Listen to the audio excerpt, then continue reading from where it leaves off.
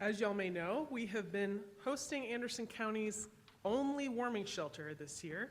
And as you heard earlier, 9 days so far this month, and we're reopening again tonight through Wednesday. Yesterday, a group of about 35 UUs from across Tennessee gathered to begin building a state action network so our congregations can be stronger together on statewide issues. Yesterday and today, people's marches across the country have cried out for human rights. Tomorrow is Martin Luther King Jr. Day, celebrating one of our nation's foremost civil rights leaders. It is also the second inauguration of Donald Trump. I don't see these as separate events. Homelessness and deportation, racism and resistance to it, rising fascism and increasing nationalism, climate change and gun violence, and on and on and on. I don't see these things as separate. I see them as symptoms of one thing, the illusion of separateness. Because we are connected. On the deepest level, we're connected to each other, we're connected to all life on earth, we're connected to the universe. Everything we are made of was something else before and will become something else after we die. We are part of a great wholeness, and no one can take that away. But we often forget that deep connection. After all, we seem distinct. I'm not connected to the ground. Don't I end at my skin? We forget our deep connection and we believe the illusion of separateness. When we do that, humanity can fall prey to many symptoms: greed, fear of death, hatred, pollution, violence. Violence towards each other, towards our more than human kin, towards the earth itself, which we can't live without. We foolishly forget that our lives need the lives of others, that our flourishing is only really possible in the long term if the world is flourishing. And it is not flourishing. As the Buddhist visionary Thich Nhat Hanh wrote, we are here to awaken from the illusion of separateness. I see that as the main task of religious ritual, art. All these sorts of things are expressions that remind us of our connectedness. When we respond to disconnection with compassion, we resist those harmful symptoms. When we realize our interrelation, we cannot call any other person or group a worthless enemy and wish them harm. When connection to everything is our focus, we are called to seek harmony with our environment.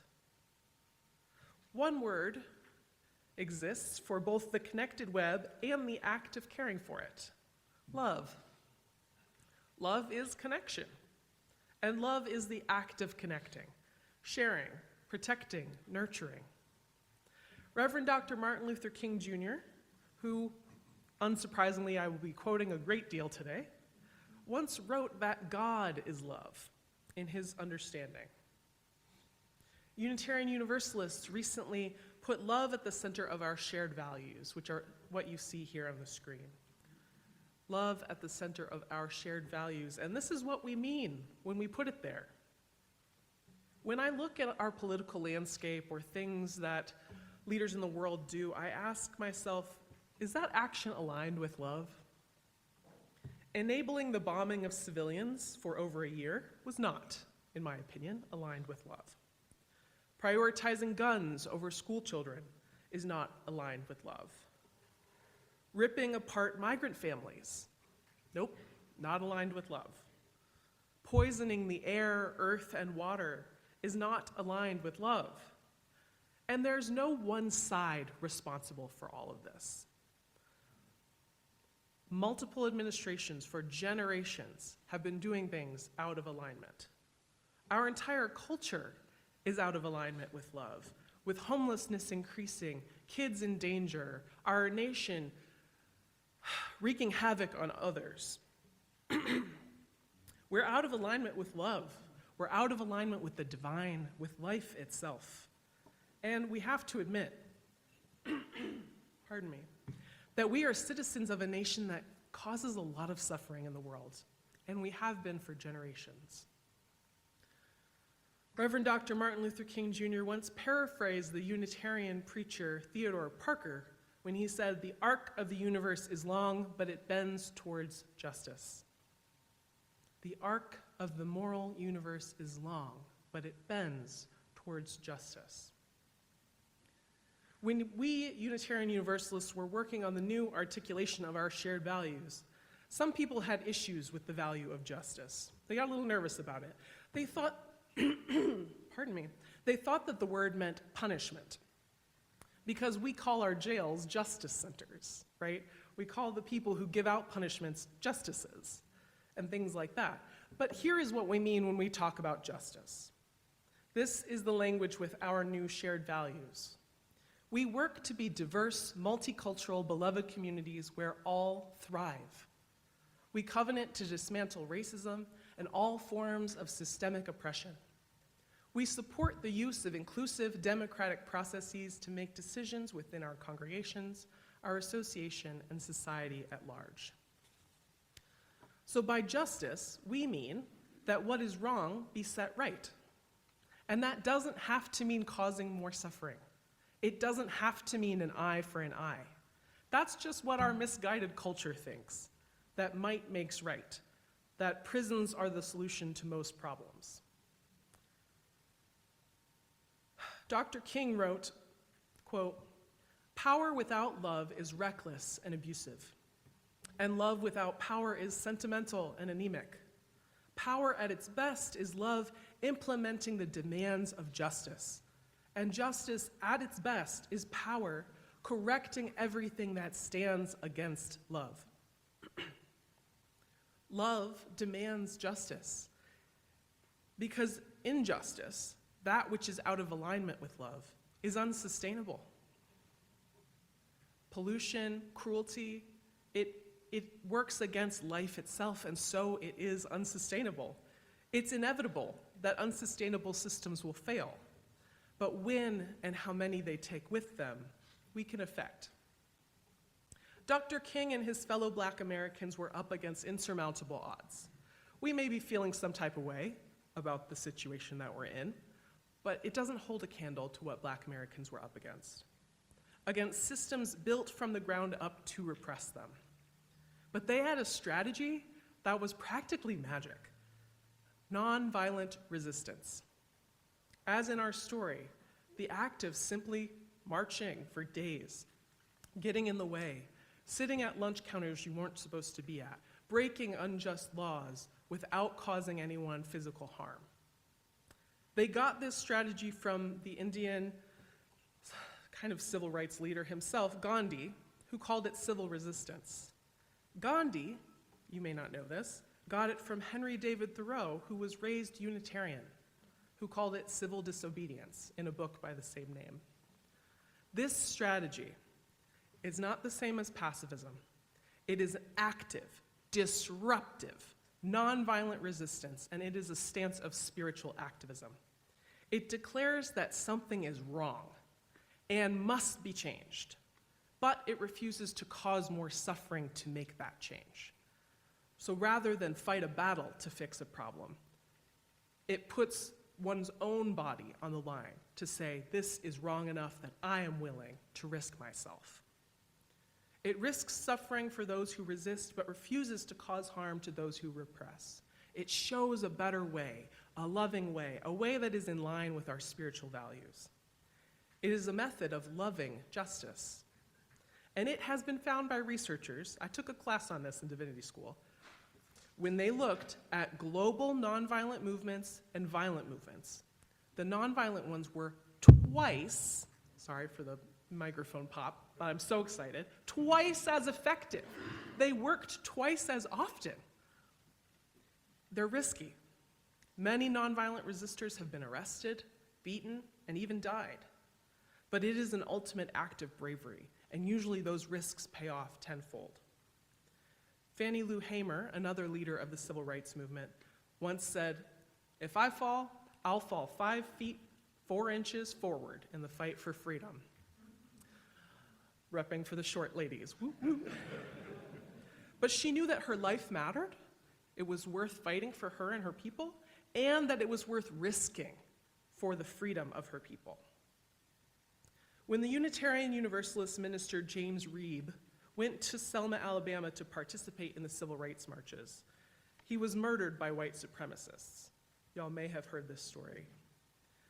James Reeb and other white people like him risked his life for people who were different than they were, for problems that they were not directly facing, because they knew that those different people were just as valuable, just as important as they were. And it wasn't right. It was unbearable to see them going through something and not do anything about it. Reverend Reeb risked his life for those people, and I wish this was a world where nobody needs to die to make that point. But his death, the death of a white minister supporting black lives, it hooked something in the rest of white America. They had been watching black protesters get beaten and mistreated, and they didn't really, they saw it happening, there was no upcry. But then when James Reeb died, white Americans got pissed. They realized, this is crazy.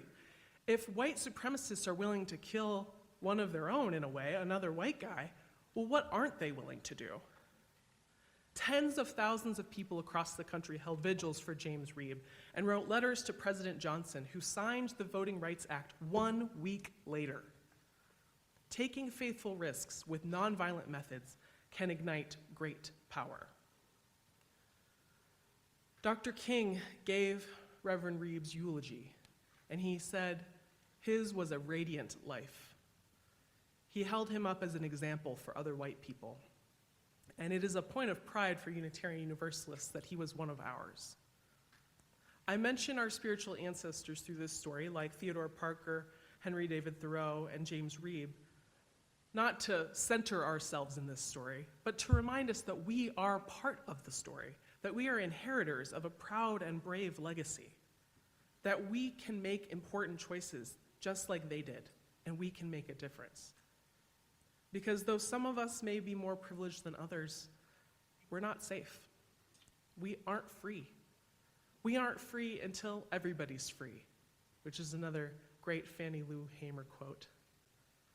Because we know that if we had just been born on the wrong side of the fence, if we had been born the wrong color, the wrong sexuality, that our lives would be at risk. And so we're not really free. It's conditional freedom. It's conditional love. It's conditional safety. While we live in a nation which does not protect all children, our children are not safe. While we live in a world where a few poison the environment just for their own pocketbooks, our families are not healthy. We can hunker down and wait it out. We might make it. But if we rise together with people who are different than us, with those who are directly impacted by the situation at hand, taking faithful risks alongside those who can't hunker down from injustice, we might just fix the damn problems. Here in this picture, we see over on the right with the yellow stole like I have on today, that's our former UUA president, Susan Frederick Gray, walking with clergy of all denominations in Charlottesville, Virginia, during that riot. Reverend Dr. Martin Luther King Jr. wrote, "One of the great liabilities of history is that all too many people fail to remain awake through great periods of social change. Every society has its protectors of the status quo and its fraternities of the indifferent, who are notorious for sleeping through revolutions. But today, our very survival depends on our ability to stay awake, to adjust to new ideas, to remain vigilant, and to face the challenge of change. Together, we must learn to live as brothers, or together, we will be forced to perish as fools." Now, I know the folks in this congregation are not indifferent, that we work out in the community, that we do what we can for other people. But I have to encourage you, we have to do more together. We have to make partnerships with those communities directly affected, not just on an individual level, but as a church. I know that we're not fools. Are we fools? No, that's right. Ooh, yes, we might be fools for love. We might. That's on the side, I think. But we're not idiots. We're not naive to the situation. We know that famous quote that I watched the Jewish people be taken away and I did nothing. I watched the LGBTQ people taken away and I did nothing. I watched the people of color taken away and I did nothing. And when they came for me, there was no one left to speak. That's a paraphrase. But we have to resist the overwhelm. We have to be bold in these days to come. So, what are we going to do? What are we going to do about this situation? What was that? Take our country back. Okay, here I come. Can I get this? Okay, good. This mic is on. Now, okay, I don't want to put you on the spot, but I'm gonna. Okay, so we had someone say take our country back. What is like one concrete action you feel like you can commit to in the near future? What are you gonna do? Teach? Teach? Teach what? Teach new ideas, yeah. Teach the ideas they're trying to ban, right? Oh, I see Mayor. Do you have an idea, Mayor? Yeah. So several people have volunteered to give us books here. We had talked a little bit about starting a banned books library, and several people have given me books. I think we really actually need to start this project. Yes, agreed. Banned books library. There's a red cart here in the lobby with a list of all the books that they've tried and I think succeeded on banning from our public schools here in Tennessee. And so if you want to pitch in, buy a book, donate it to the library, absolutely, that's a great idea. Because repressing ideas represses possibilities. What else? What are we going to do?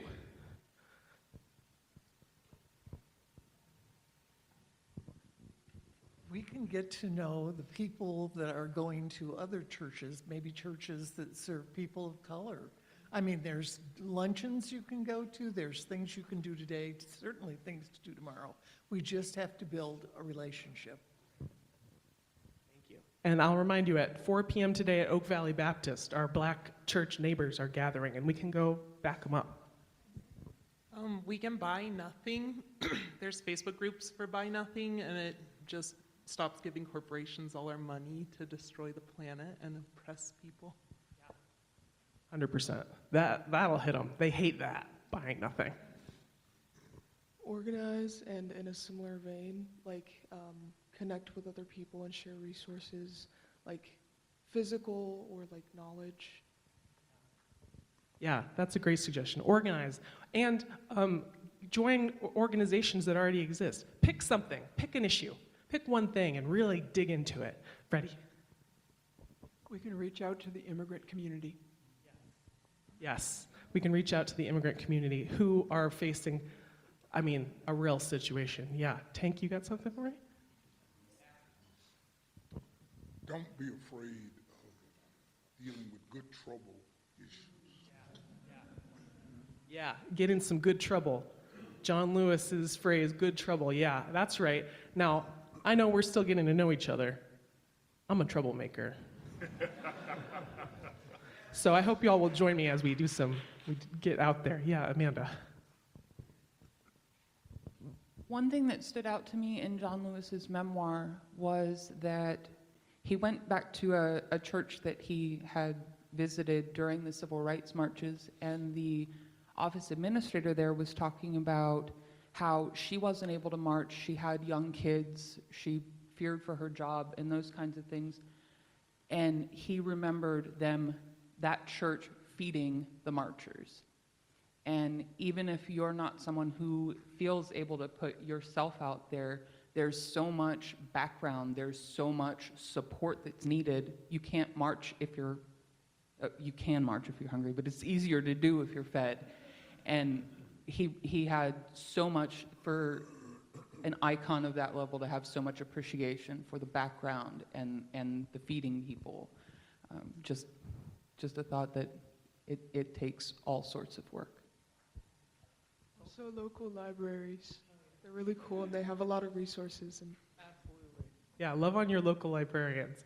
I see more hands. I see more hands. While I'm on my way to you, one thing to say is that nonviolent resistance has kind of been boiled down to just the occasional protest, which usually has a permit and nobody's bothered. Really effective nonviolent resistance is disruptive. So you got to pick something that pisses people off a little bit. That's why you'll sometimes see people getting in the way of a highway, shutting down rush hour. You got to get in the way. Yeah, Nancy.